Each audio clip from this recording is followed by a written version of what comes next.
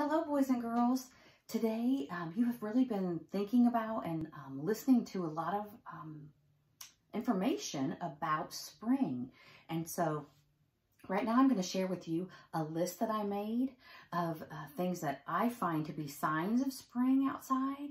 I've been using my sense of sight, my sense of smell, my sense of hearing to kind of notice all the things that are going on that tell me it's spring outside.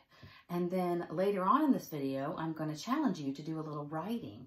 But right now, what I want to do is share with you a smart way to keep track of your thinking when you're like, if your mind is going on and on about something, like my mind was going on and on about spring and what kind of signs there are of spring. So I decided to do what's called a list. So here's my list of things that tell me that spring is coming. So my signs of spring that I have noticed with my senses are that there are flowers, that there's sunshine, that the sunshine's a little warmer than it was in the winter. On warmer days, it's warmer than it was through the winter.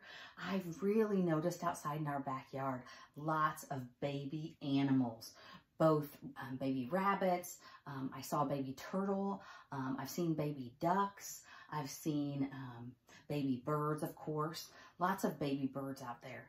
And so I just drew a little baby rabbit. Other things that I noticed about spring were the rain. It's raining a little bit more. The rain is warmer, kind of like the sun is warmer in spring. The rain is a little warmer. It's not as much snow as it was, say, in the wintertime. So I'm noticing rain and rainbows. And then another thing I'm really noticing are the trees blooming. I could have written trees blossoming or trees budding. They're different words that basically mean the tree is starting to come out of its sleep. So with trees blooming, I just did a tree from our yard that has little pink flower buds on it. And then my last one I wrote are birds chirping. It's down there at the bottom. Birds chirping. And then I drew a little picture of a bird with some music notes to kind of show that it's almost like a song. Okay, the birds are chirping, and it's, I could have written birds singing because it really sounds like they're singing to each other and just trying to talk to each other. Okay, so that's my list that I made of all my thinking about the signs of spring. And then what I want you to do is we're going to use kind of a combination of sight words and sound out words for some writing that you're going to do today. Okay, so I'm going to show you what I did, and I'm going to challenge you to do something similar, but not exactly like mine, okay? On mine, I wrote in the spring, and that's how yours will start too, and you can just get that straight off the Google slide. You can just copy it, in the spring, and then you're going to write I see, or you could write I hear, okay? In the spring, I see flowers and baby animals. Those were the two things that I picked. Flowers and baby animals. You can pick one thing, you can pick two things, you can pick several things that you want to write about that you notice in spring.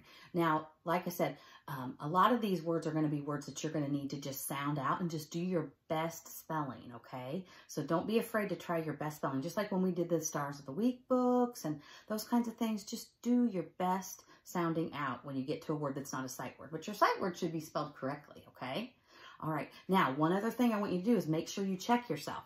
Does my sentence that I wrote, does my writing match my illustration? In the spring, I see flowers and baby animals. Do we see flowers in my picture? Yes, so that matches my writing. Do we see baby animals in my picture? Yes, there's baby birds in the nest in the tree, and there is a baby bunny down here at the bottom. So my picture does match my words. And of course, I want to make sure that you remember, whenever you're illustrating, you're writing, make sure you're drawing yourself in there too. And do all the details that make it look like you, okay? All right, have fun. And then you're going to go to Flipgrid. We're going to try a new thing called Flipgrid. So just follow the directions on the slide, go to the Flipgrid, and send me a video of you sharing your drawing and your sentence or sentences with our class. Okay, good luck. Have fun. Thank you.